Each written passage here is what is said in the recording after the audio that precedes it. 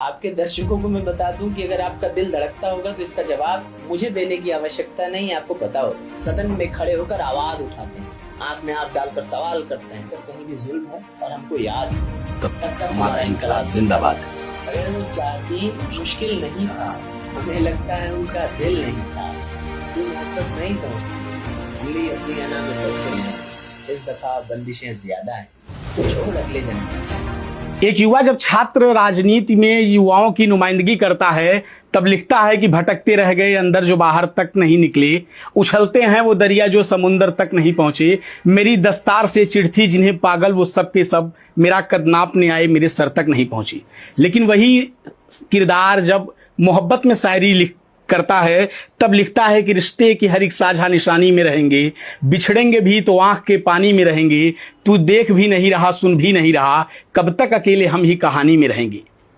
इसी शेर, इसी कहानी और बगावती तेवर से लेकर इस बगावत तक किताब लिखने वाले शख्स रितेश रजवाड़ा हमारे साथ हैं, जिनसे इनकी पूरी इस दास्तान को लेकर हम बात करेंगे। रितेश जी, बहुत स्वागत है आपका।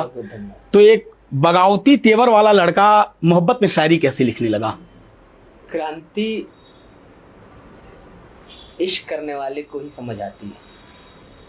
प्रेम से बड़ी क्रांति और प्रेमी से बड़ा क्रांतिकारी संभव नहीं है। जिसके मन में प्रेम नहीं है, जिसके मन में लगाव नहीं है, जिसके मन में किसी के प्रति स्नेह नहीं उमड़ सकता, वो क्रांति कैसे कर सकता है? क्रांति करने के लिए सबसे आवश्यक चीज, मूल चीज प्रेम है।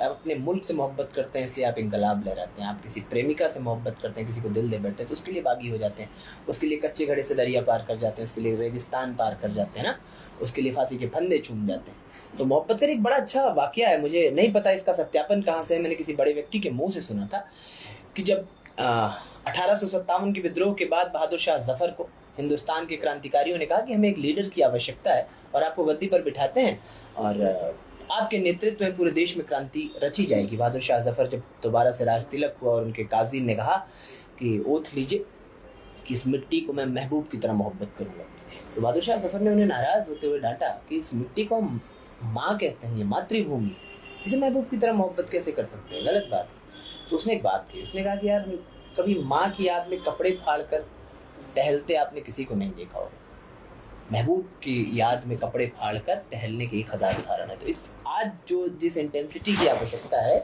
इस मिट्टी को मोहब्बत की, उसे महबूब की तरह मोहब्बत करने की आवश्यकता है। तो मुझे लगता है कि प्रेम और क्रांति इसीलिए एक साथ चलते हैं। अगर प्रेम नहीं है तो क्रांति संभव ही नहीं है। आपने किताब लिखी जिसका नाम है इश्क बगावत, थोड़ा सा हमारे दर्शकों को ये समझाइए कि इश्क बगावत का आशय क्या है? क्या इसका मतलब इश्क से बगावत है या